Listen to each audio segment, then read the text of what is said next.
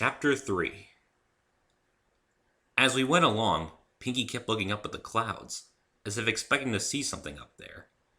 Perhaps one of her friends was a Pegasus, but what would be the odds of encountering them at pure random? Suddenly, Pinky pulled to a stop, so quickly that I stumbled over her. "Pinky, what? There!" She pointed excitedly with her hoof. I looked up, and for a second, I could have sworn the cloud she was indicating was letting loose a rainbow far away. But Pinky called out, "Rainbow Dash!" in a loud sing-song, and the rainbow twitched. It was a pony's tail. There was a noise like the roar of a jet plane as something left the cloud, making it dissipate, and a rainbow trail seemed to emanate from the spot. With a flap of wings and clatter of hooves, a female Pegasus pony landed in front of us. She was Pinky's size, but slender and toned in build, with a light blue coat, magenta-colored eyes, and a messy mane and tail streaked with all the colors of the rainbow. Her cutie mark resembled a cloud letting loose a rainbow-colored lightning bolt. "Hey, Pinks, what's going on?" she asked. Her voice was raspy and almost boyish. It was plain to see by her appearance and voice that this Pegasus was a sporty girl not afraid to get her hooves dirty. When she had landed, she had hardly taken notice of me, but when she finally saw me, she jumped about a foot in the air and, landing back on all four hooves, took a defensive stance, glaring suspiciously at me. Honestly, if I hadn't been so nervous of what she might do to me, I'd have said she looked kinda cute when she was riled. "What's going on here?" she asked. "Is this big ape giving you a hard time? I'll fix him for you." She pawed the ground, looking about ready to charge, so I couldn't resist flinching backwards. "Dashy, it's okay," said Pinky. "He's my newest friend." "Friend?" She looked up at Pinky. "Boy, Pinky, I knew you made friends with every pony, but I never expected this." She nodded with her head towards me, and I couldn't help but feel a tad insulted at being referred to as this. "He's not a monster, Rainbow Dash," said Pinky, exasperated. "He's a human." "A human?" asked Rainbow Dash, surprised. "Come on, Pinky, you know humans are just an old pony's tail." "Just because one's never been seen in Ponyville doesn't mean they don't exist," said Pinky. "You may believe what you don't see, but I to believe in what I haven't seen, too." That just sounded ridiculous. Pinky turned to me. "Sorry, Davy, this is Rainbow Dash. Rainbow Dash, this is Dave. Davy? You already named it?" Rainbow Dash put a hoof to her temple. "Pinky, you're not supposed to name these things." "But Rainbow, he isn't—" "Once you name it, you start getting attached to it!" This was too much for me.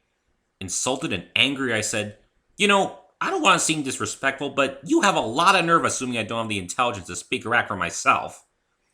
I'm not some brainless animal who feasts on tree leaves and does his business in the bushes. Pinky didn't catch me or train me or even name me. She found me out in the fields. If you'd given her the chance to explain, we wouldn't be having this discussion." Rainbow Dash took a step back, floored by my tone. Pinky looked between the two of us with apprehension on her face, worried of what might follow. However, I felt no want to pursue the course like a ranting lunatic, so I sighed and said in a calmer tone, "I can understand why you'd feel mistrustful of me, but I'm not a bad guy. I'm not here to cause anyone problems intentionally. I'm just trying to get by for the duration of my stay. Besides, any friend of Pinky's is welcome in my book. So, what do you say? Can we start over?" I held out my hand to her. Rainbow Dash looked from it to me, then to Pinky, who was still watching steadily. At last she said warily, "In Cloudsdale, we hear a lot of stuff about humans. Things that look like hairless apes. We trusted the sky more than the ground, and there were never any signs of humans in the sky, so we never really bothered to find out more about them. We just assumed what was passed around. So it was just a big, widespread misunderstanding. But what was Cloudsdale?" Rainbow Dash went on, "You don't seem too bad. And if Pinky trusts you, I guess I can too. She can be pretty weird sometimes. No offense, Pinky." "None taken," said Pinky cheerily. "But she's never wrong about this kind of thing." She looked up at me with a smile and held out her hoof. Pinky beamed. I smiled back and finally shook hers. "Glad we could settle that. So, you're one of Pinky's best friends?" Yep. She threw a hoof around Pinky's shoulders. Pinky's my BPP. Aw, Dashy, said Pinky, pleased. BPP? Best pranking pal. Oh. Oh? I didn't take you for a prankster, Pinky. Oh, I love pranking, as long as it's in good fun. Just watch out. You might be on our list when the time comes, said Rainbow, giving me a devious smile. As of now, you're fair game. I laughed. I'll be looking forward to it. So, what's your niche? My huh? I mean, what does your cutie mark stand for? Pinky told me hers reflects her love of parties, so I'm curious to know what cutie mark involves rainbow lightning. Glad you asked, said Rainbow Dash, unfurling her wings. She swept them and took off into the air to hover above us. I'd always had a need for speed when I was a filly, but I never figured it had anything to do with my cutie mark. Then one day, during my first big race, BAM! She turned sharply to the side to show off the cutie mark on her flank. This little beauty appeared as fast as, well, me, she smirked proudly. Obviously, I thought, humility isn't one of her strong points. Dashy, said Pinky, you're leaving out the most important part. Huh? What part? You know, why you raced. Rainbow sighed. Oh, Pinky, I don't want to bore him with that kind of story. It's not boring. It's super duper awesome. I wouldn't mind hearing, I said. We've got time, right, Pinky? Yep. Besides, I'd love to know what makes it so super duper awesome. A cool pony like you must have a cool story behind her. Rainbow grinned. She had the look of one whose ego was being pampered like a spoiled kitten. Okay, cop a squat and I'll tell you, new guy. I sat down on the ground, Pinky settling up beside me. Rainbow Dash settled to the ground herself and began her tale. To put it down word for word would have been tedious, so I'll sum it up as best I can. Apparently, when Pegasus foals were old enough, they attended flight schools or flight camps to learn how to use their wings properly. As a filly, Rainbow Dash had been a free spirit, a rebel against rules and a chronic napper, but she'd picked up the knack for flying pretty quick. One day, it seemed, another filly was being bullied because she wasn't a very strong flyer, so Rainbow stepped in to make them back off, challenging them to a race. Wow, was all I could say. She looked confused. What? That's just so noble of you, sticking up for a filly you hardly even knew. I'd never thought that of you at first glance. You're something else, Rainbow. Rainbow smiled warmly. Thanks. I never leave my friends hanging. Indeed, as I had said, this Pegasus was something new to me. She was boastful and somewhat full of herself, but she also seemed to care about those she called her companions. It was reassuring to know that not all people with big egos were complete jerks. In any case, the race went off as planned, Rainbow pulling off an early lead while relishing in the rush of adrenaline and the wind around her. However, one of the bullies cut her off, forcing her to go into a screaming dive. When it happened. When what happened? A sonic rainboom. She said these words with a sort of reverent zeal. What's a sonic rainboom? I asked, hoping this would not earn myself a tirade on my ignorance. It looked like Rainbow Dash was about to take offense at my not knowing something that was obviously of a vast importance to their culture, but she seemed to recall that it wasn't native to their world, so she let it drop. One of the best things that ever happened to a Pegasus, she explained. Imagine a sonic boom and a rainbow combined into one phenomenon.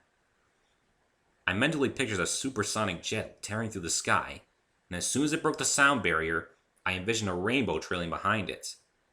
That does sound very visually impressive. Then I was struck dumb with the realization. Hang on. You made one of those when you were just a filly? Yeah. I had no idea it had it in me either. They said it was just an old mare's tail. But that day, the day I discovered racing, I had made the impossible happen. She stretched her wings impressively. Whoa. That's unbelievable. So, you won respect for your friend? Yep. It took a while to find her again. I kinda didn't know my own speed strength, she added sheepishly. But we've been best buds since that day. I turned to Pinky. Is this one another your bestest best? You'll see, she said in a sing-song voice, as if trying to be sneaky. I rolled my eyes. That was a great story, Rainbow. So you race for a living? It's more of a hobby, really, she said, folding her wings again. All Pegasi, or most anyway, operate the clouds for day-to-day weather. Oh, I see. Wait, what'd she say? Whoa, wait a second. Operate the clouds? You're telling me the weather doesn't work by itself? Nope. Does it in your world? Yeah. Man, I kinda wish it did here. But no, we Pegasi manage all weather from our home front, Cloudsdale. That's the Pegasus capital, she added, seeing my confused look. Wow. I never thought I'd see the day when weather couldn't even handle itself. They'll love this back home. So what do you do when you're not doing that kind of stuff? Train for my next big chance, she said zealously. Chance at what? Trying out for the Wonderbolts! She pointed with her hoof at a poster on a nearby building. On it were Pegasi in blue bodysuits and aviator goggles. One flying so as to leave a trail of smoke behind it. Wonderbolts? Are they like stunt performers? The best stunt performers in Equestria! And you want to be one of them? It's only been my dream since Phillyhood. Her face is split into a blissful grin. To fly with the best and show Equestria my skills. She broke out of her dreamy look almost instantly when I spoke up again. From what you described, Rainbow Dash, I said, you would make an invaluable team member.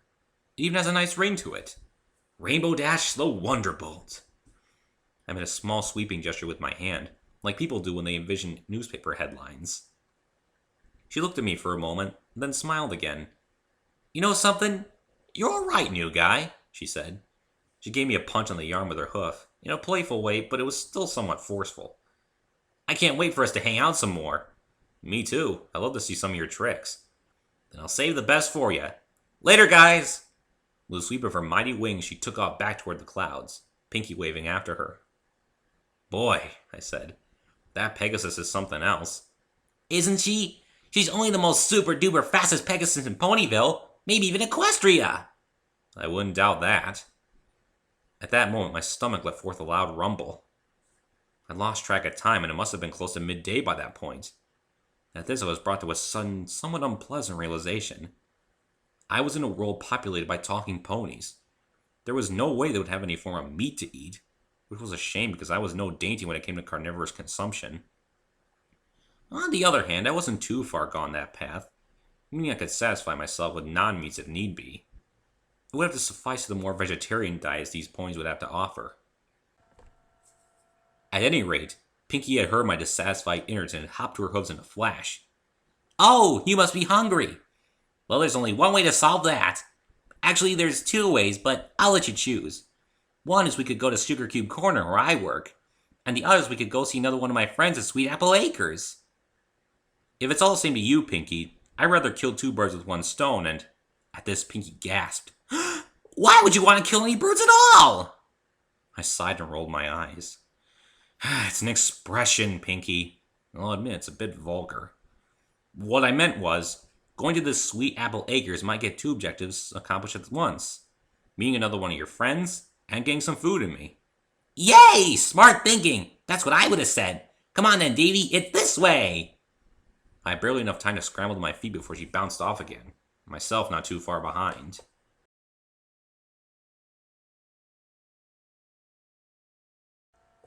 Chapter 4. Rustic.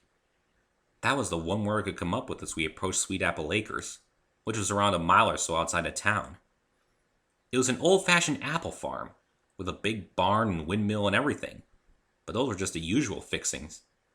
The rest of the land was devoted to row upon row upon row upon row of apple trees.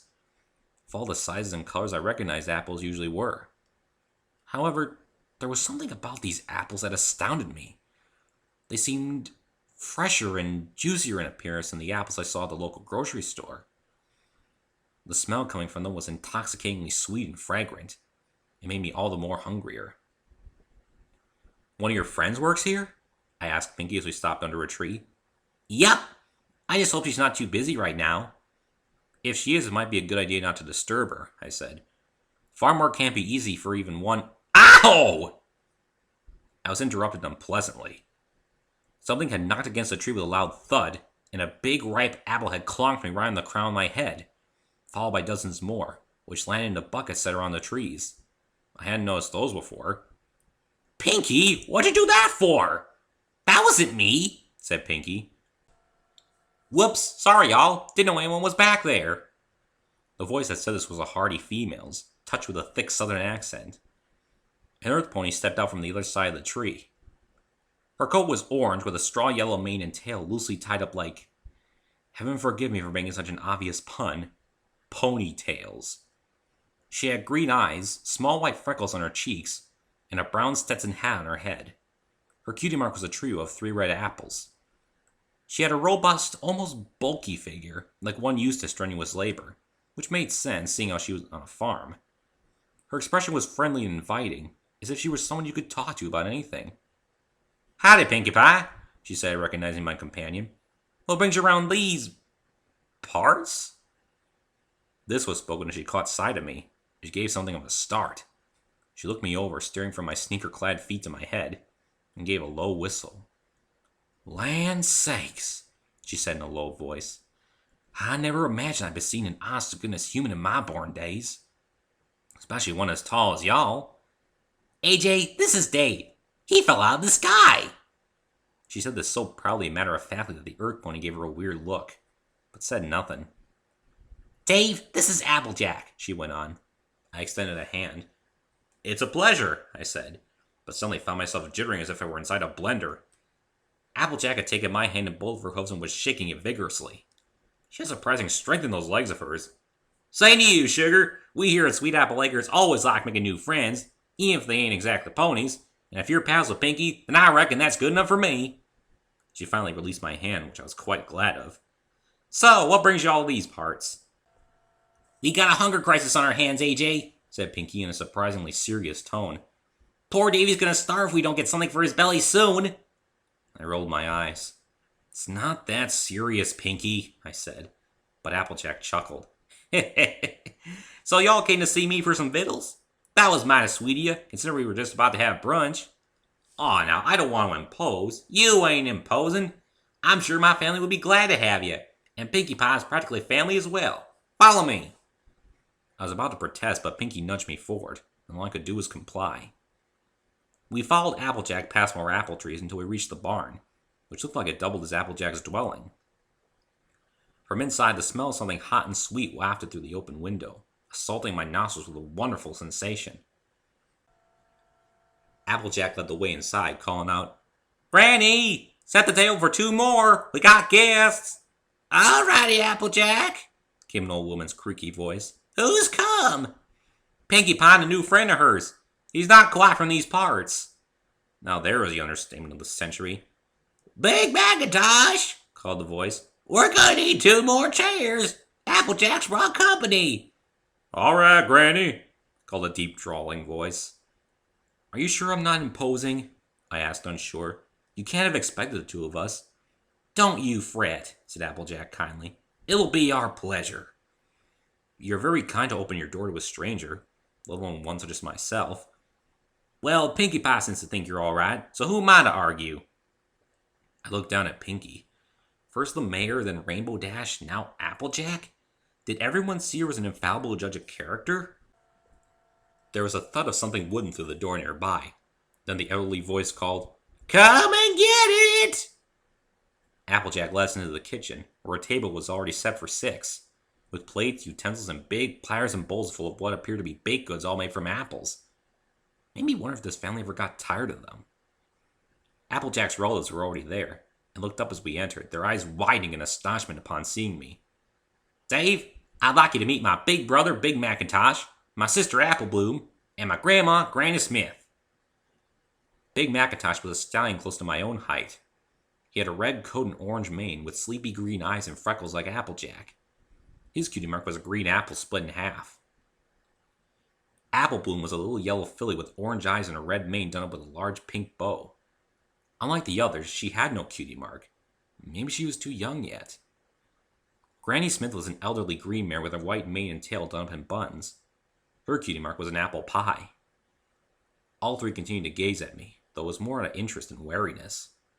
All I could do was smile shyly and wave. "Ever pony?" said Applejack. "This here's Dave.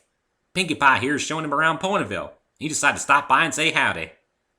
"It's okay, every pony," said Pinkie. "He's harmless." Big Macintosh nodded pleasantly, and Apple Bloom smiled adorably up at me. Granny Smith, on the other hand, looked at me with intense intentiveness. I wonder if she thought I was going to make a false move on them. Finally, she said, "Didn't think I'd see me a human in Equestria in my own lifetime. I'd heard tales from my own grandfolks, but never thought I'd see it come to pass. Ain't ever been one in Ponyville before. You sure don't look like the ones told in the old tales." "So, is that a good thing or a bad thing?" I asked pensively. "All depends," she said. "You seem like a nice enough feller, and if Applejack trusts you, I don't see why I shouldn't." Her wrinkled face cracked into a smile. "That's very gracious of you, Miss Granny Smith," I said. "All right, y'all," cut in Applejack. "Let's get eating before the grub gets cold." With enthusiastic assent, the Apple family settled down to eat. Little Apple Bloom insisted on sitting beside me, so Applejack took to my other side, and Pinkie sat between her and Big Macintosh, who sat quiet as ease despite his size. "So where do you come from, mister?" asked Apple Bloom as I ate. Her accent was just as strong as Applejack's. "Is it far from here? What's it like? Are there more like you? Gosh, I can't wait to tell my friends about this." "Hush, Apple Bloom," said Applejack. "Don't badger the poor feller." "I wasn't badgering him," said Apple Bloom defensively. "Still, can't you see he's trying to eat?" "Oh, sorry, mister." I swallowed the bit of pie I'd had in my mouth. Everything was absolutely delicious, much more so than any I'd had back in my world. "It's fine, Apple Bloom," I finally said. "In fact, it's nice to know ponies have an interest in where humans come from, instead of just seeing us as weird aliens." "Back in my grandpapa's day," said Granny Smith, "he used to tell us how he heard about humans off in the distant corners of Equestria, but any pony that sighted them either never came back or didn't believe what they saw. Never did find out if them stories were true." "Yup," said Big Macintosh in his deep voice. "Never very encouraging for your sake," he added, looking at me. I managed to chuckle. "Yeah, hearing about ponies disappearing upon sighting humans isn't very good PR." This brought a round of laughter from all except Apple Bloom. "What's PR?" she asked. "It means public relations," said Applejack. "You know, how you present yourself in public." "Like how Rarity always makes a big fuss about how she looks when she goes out?" Applejack laughed. "Something like that," she said. "Rarity?" I asked. "She's one of our friends," explained Applejack. "She runs Ponyville's fashion boutique." "Don't worry, Davy, that'll be your next stop, I promise," said Pinkie, sounding as if I were sorely missing out on something. I couldn't help but grin as I took a bite of an apple tart. "Really, Pinkie, there's no need to get so worked up." She acted as if she hadn't heard me. "In fact, I pinky promise," she said emphatically. She went through the motions of crossing her heart with her hoof, flapping her forelegs like wings, then placing one hoof over one eye. This drew an exasperated groan from Applejack. "Ugh, come on, Sugar Cube, we don't need to go that far." "Just because you can't comply to Pinky promises," said Pinkie with the slightest touch of coldness in her voice. The other three apples cringed. This seemed to be a touchy subject between the two friends. I could almost sense it myself. "How many times do I gotta tell you, Pinkie?" Applejack responded, annoyance creeping into her own voice. "I did not break my promise that day." "Yes, you did! You said you'd tell us why you weren't coming back to Ponyville." "Right, at breakfast. But I didn't come to breakfast, so it didn't matter none. Besides, I already told you why I didn't want to come back. And furthermore, that was ages ago. Can't we just live and let live?" "Live and let live? We're united to get ourselves back home on a hoof cart." "Well, who knocked the both of you out of your wagon?" "I told her to catch him, but did she listen? Besides, who made us go all the way out into the middle of nowhere to find you?" "I don't recall asking any of you to come find me." Both were forehead to forehead, glaring at each other with fire in their eyes. "Girls, girls, please!" I shouted, trying to placate them. They stopped arguing to look at me. At first, I was afraid they would yell at me to stay out of it, but instead the anger seemed to ebb out of them.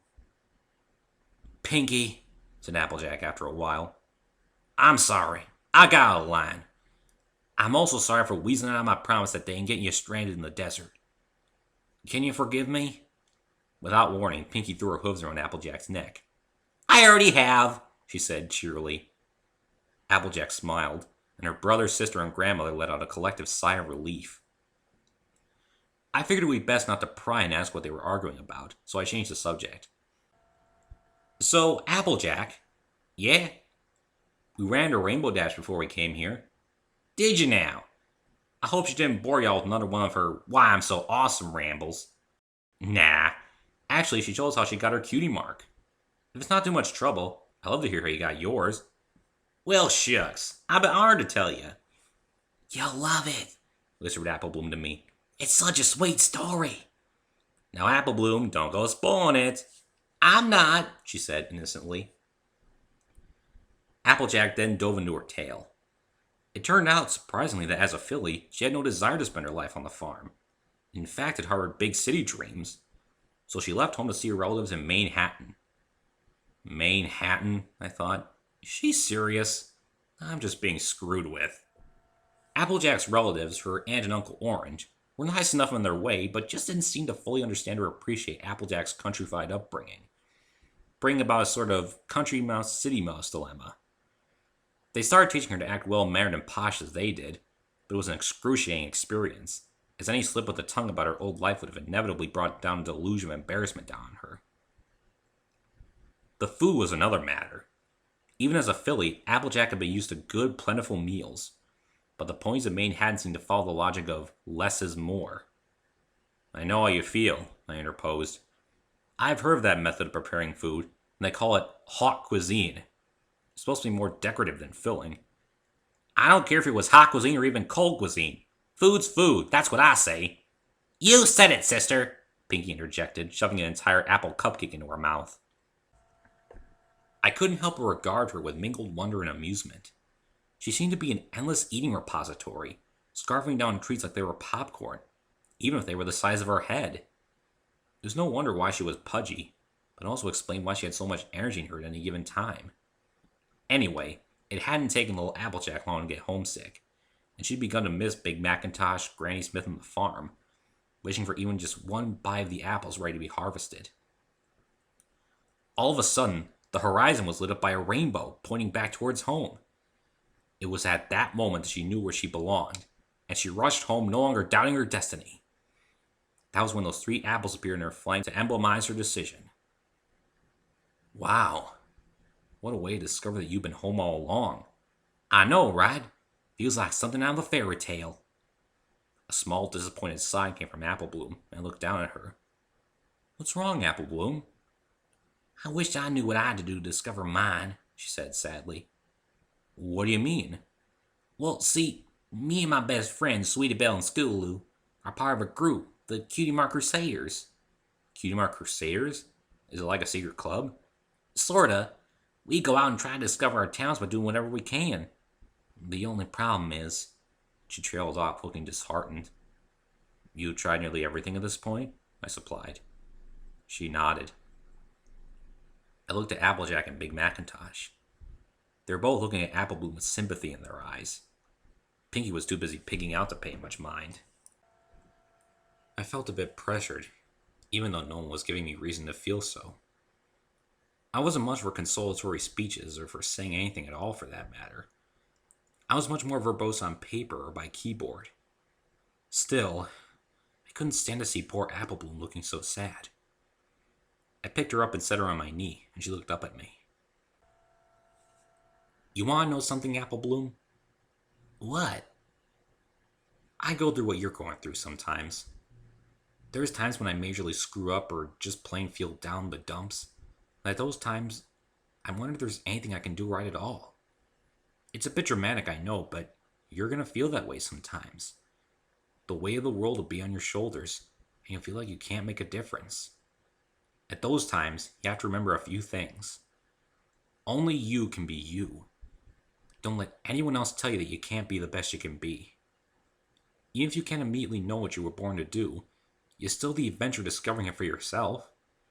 When the time comes, you look back on all those ponies who doubted you and show them what they thought you'd never achieve. I stopped, because I figured what I was spouting were complete random and sappy generalities. The other occupants of the table had their eyes on me, even Pinky, who had paused in the middle of a bite. Applebloom continued to gaze at me, so I cleared my throat. My point is, Applebloom, life's like a good book. If you want to fully enjoy it, you can't just rush ahead to the good part. It takes time and patience. But when you finally get to that point, your patience will be rewarded 10 times over. She looked at me a little longer. Then she smiled. You really think so? She asked. I know so, I said, giving her a little tickle for good measure, making her giggle. Her older siblings and grandmother smiled warmly at this, and Pinky was grinning from ear to ear. Thanks, Mr. Dave, said Applebloom, giving me a little hug. Anytime, kiddo, I said. It was funny. I never considered myself good with kids, but seeing how I made this sweet little filly smile with less effort than I imagined made me wonder how many other things I kept kidding myself on. I'm gonna say this, though. These points were already starting to help me open my eyes to the world, and it wasn't even noon.